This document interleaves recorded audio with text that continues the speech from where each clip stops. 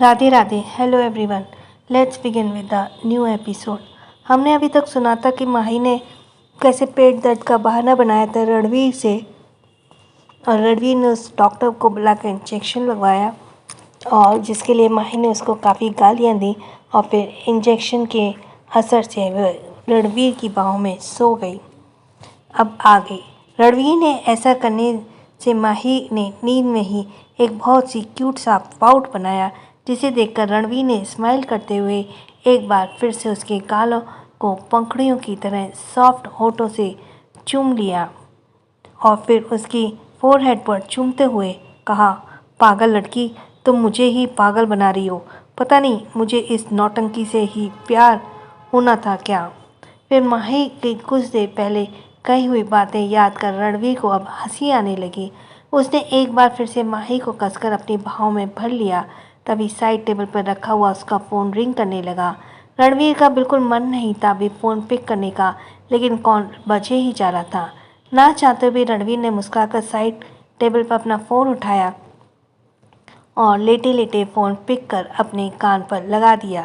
सामने वाले की बात सुनकर रणवीर के चेहरे से एक्सप्रेशन कुछ खास सख्त हो गए। उसने तिरछी नज़रों से माही की तरफ देखा, जो सुकून से रणवीर की बाहों में सिमटी हुई सो रही थी। वो बहुत आहिस्ता से माही से दूर हुआ और नहीं चाहता था कि माही की नींद खराब हो। उसने फ़ोन लिया और रूम की बड़ी सी ग्लास विंडो के सामने जाकर खड़ा हो गया। उसने एक बार पलटकर माही की तरफ देखा, जो सुकून से सो रही थी। फिर सामने वाले के फ़ोन से कहा, बोलो, ऐसी क्या इन्फॉर्मेशन मिली है। तो सामने से एक आदमी ने कहा, बॉस, ब्लैक स्टोन गैंग के लीडर ने लेडी बॉस को किडनैप करने का ऑर्डर दिया है, इसलिए उनके आदमी लेडी बॉस पर नज़र बनाए हुए हैं। यह सुनकर रणवीर ने अपनी आंखें छोटी करते हुए कहा, पर क्यों, इस बारे में तुमने राजवीर से बात की। तो उस आदमी ने कहा, बॉस, इस बारे में हमने राजवीर सर को भी इन्फॉर्म कर दिया है और वो इस बात को पूरी इन्वेस्टिगेशन करवा रहे हैं। हमें तो यह भी पता चला है कि ब्लैक स्टोन का लीडर लेडी बॉस के लिए ही इंडिया आया है। रणवीर ने अपना फोरहेड अंगूठे से रब करते हुए कहा, आखिर इसका माही से क्या लेना देना, और वो माही के पीछे क्यों पड़ा है। एक काम करो, मुझे उसके लीडर की इन्फॉर्मेशन ला कर दो। तो सामने से उस आदमी ने कहा, बॉस, हम पूरी कोशिश कर रहे हैं, लेकिन पता नहीं क्यों वो खुद को हाइड रखे हुए है, अपनी कोई भी इन्फॉर्मेशन बाहर लीक नहीं होने देता। तो रणवीर ने थोड़ा गुस्से से कहा, तो फिर तुम लोगों को मैंने किस लिए रखा है। अगले 2 दिन में मुझे ब्लैक स्टोन के लीडर की सारी इन्फॉर्मेशन चाहिए, यहाँ तक कि ब्लैक स्टोन गैंग कब बना और इसकी भी। ये कहकर रणवीर ने फ़ोन डिस्कनेक्ट किया और ग्लास विंडो से बाहर देखते हुए कुछ सोचने लगा।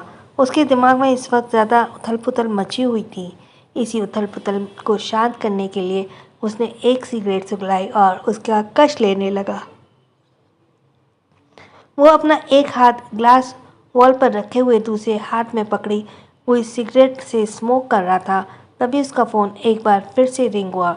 रणवीर को अपनी पॉकेट में फ़ोन निकाला और उस पर फ्लैश हो रहे राजवीर का नाम देखा तो कहा, राजवीर इस वक्त क्यों कॉल कर रहा है। राजवीर के फ़ोन पिक करने पर कान पर लगाया और सामने से राजवीर को बोलने का मौका दिए बिना ही कहा, राजवीर क्या हुआ, इस वक्त फ़ोन कर रहे हो। तो सामने से राजवीर ने कहा, रणवीर, बात बहुत ज़रूरी है, क्या तुम मुझसे मिलने इस वक्त आ सकते हो। रणवीर ने कहा, इस वक्त। तो राजवीर ने कहा, हाँ इस वक्त, दरअसल ब्लैक स्टोन गैंग के बारे में मुझे कुछ इन्फॉर्मेशन मिली है। तो रणवीर ने कहा, क्या तुम्हें उसके लीडर के बारे में कुछ पता चला।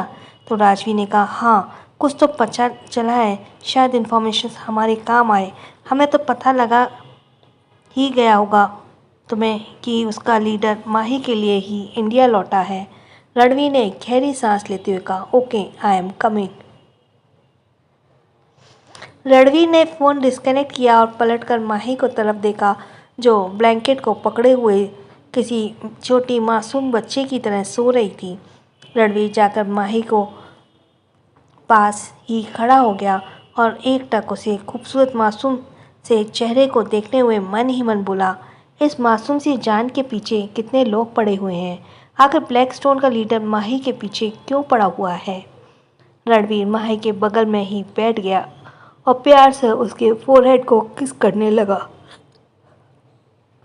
और कहा, तुम्हारे लिए तो पूरी दुनिया से लड़ जाऊंगा जान। फिर ये ब्लैकस्टोन क्या है? शायद रणवीर को टच का एहसास था कि माही नींद में ही स्माइल करने लगी। माही को इस तरह से नींद में प्यारी सी स्माइल करते देख रणवीर ने मुस्कुराहट माही के होठों को हौले से चूमा और उससे दूर होते हुए कहा, बस बेबी, मैं थोड़ी देर में आ रहा हूँ। सॉरी, मुझे तुम्हें इस तरह से छोड़कर जाना पड़ रहा है।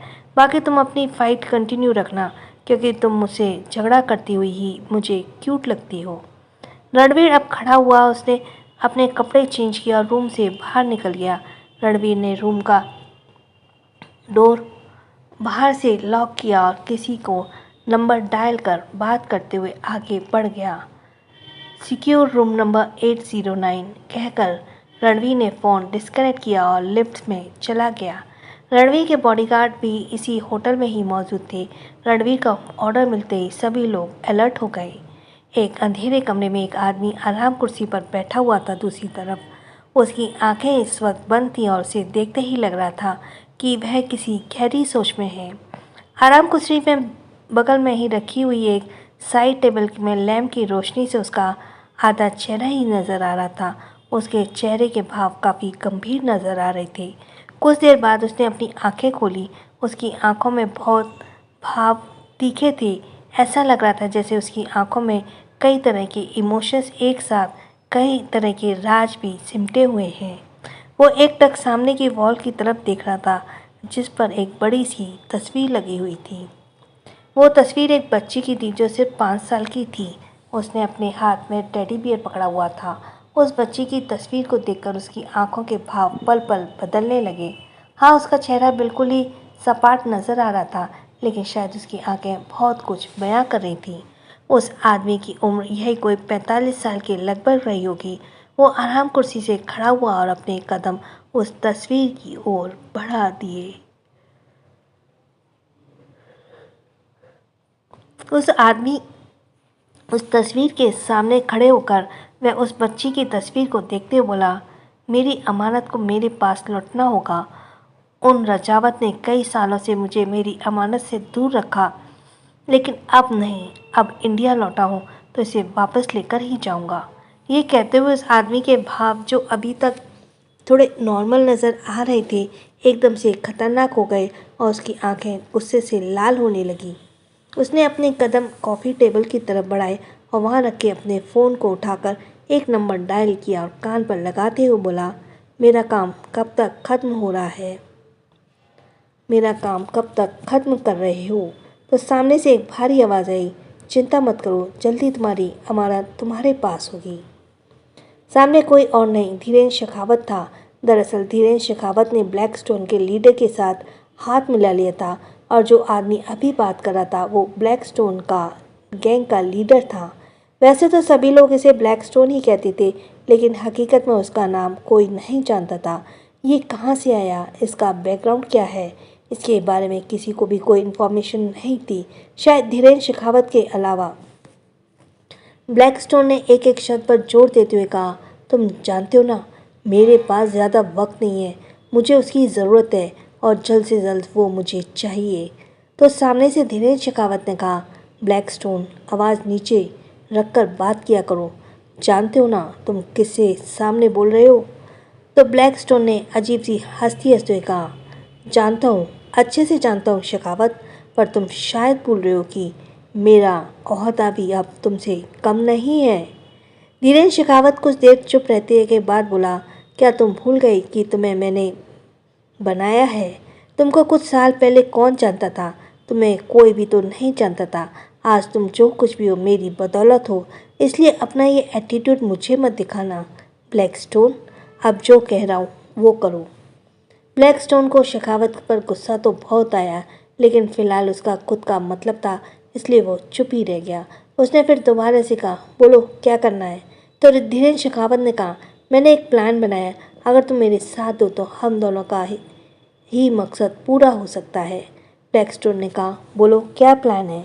धीरेन्द्र शेखावत ने धीरे धीरे से उसे अपना सारा प्लान समझाया, जिसे सुनकर ब्लैकस्टोन के चेहरे के एक्सप्रेशन पल भर में बदल गए। कुछ ही देर में धीरेन्द्र शेखावत ने कहा, कैसा लगा तुम्हें प्लान? तो ब्लैकस्टोन ने एक गहरी सांस लेते हुए कहा, इस प्लान को बाद में एग्जीक्यूट करेंगे, पहले मेरा काम होना चाहिए। धीरेन्द्र ने कहा, मेरे आदमी पूरी कोशिश कर रहे हैं और जैसे ही हमारा काम होता है हम इस प्लान पर बात करेंगे। बाकी सारा डिस्कशन मैं तुम्हारे पास आकर ही करूँगा। ये कहकर उसने कॉल डिस्कनेक्ट कर दिया। ब्लैकस्टोन ने एक बार फिर से उस तस्वीर की तरफ देखते हुए कहा, अब देखता हूँ वो कैसे तुम्हें मुझसे दूर रखता है। राजवीर का मेंशन। रणवीर राजवीर के मेंशन पहुंचा। राजवीर हॉल में ही रणवीर का वेट कर रहा था। इस वक्त आदित्य भी वहीं मौजूद था। रणवीर ने दोनों को देखते हुए कहा, इतनी रात को मुझे यहाँ क्यों बुलाया है? तुम्हें पता है मैं माही को होटल रूम में अकेला छोड़कर आया हूँ। राजवीर ने कहा, तुम माही के साथ होटल रूम में थे? अरे यार, पहले ही बता देते, हम सुबह तक का वेट कर सकते थे। शायद हमने तुम्हारी खूबसूरत रात बर्बाद कर दी। कहकर राजवीर ने हंसते हुए आदित्य की तरफ देखा और अपनी एक आई विंक की। रणवीर ने उन्हें खा जाने वाली नज़रों से देखा और सोफे पे बैठते हुए बोला, अपनी बकवास बंद करो और बोलो क्यों बुलाया है। अब राजवीर ने थोड़ा सीरियस एक्सप्रेशन के साथ कहा, ये ब्लैकस्टोन का लीडर जितना ज़मीन में बाहर है उसे कई गुना ज़मीन के अंदर है। रणवीर ने पूछा, कहना का क्या चाहते हो? साफ साफ क्यों नहीं बताते?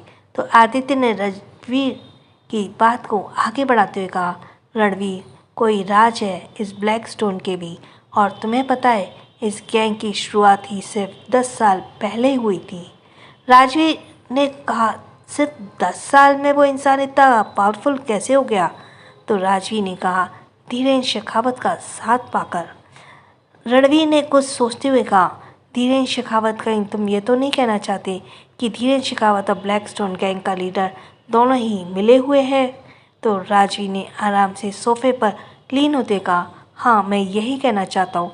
उन लोगों ने अब तक कई सारे कामों एक साथ अंजाम दिए हैं और अब वो हमारे खिलाफ एक दूसरे के साथ हाथ मिला रहे हैं। यहाँ तक कि वो उस कमीने रहेजा को भी उन लोगों ने अपने साथ मिला लिया है। आखिर क्यों पड़ा है ब्लैकस्टोन माही के पीछे और क्या मकसद है उसका? तस्वीर में कौन सी है वो बच्ची? क्या रणवीर माही को ब्लैकस्टोन से बचा पाएगा? जानने के लिए सुनते रहिए toxic love season 2। So thanks for listening. छोटों को प्यार, बड़ों को सम्मान। राधे राधे।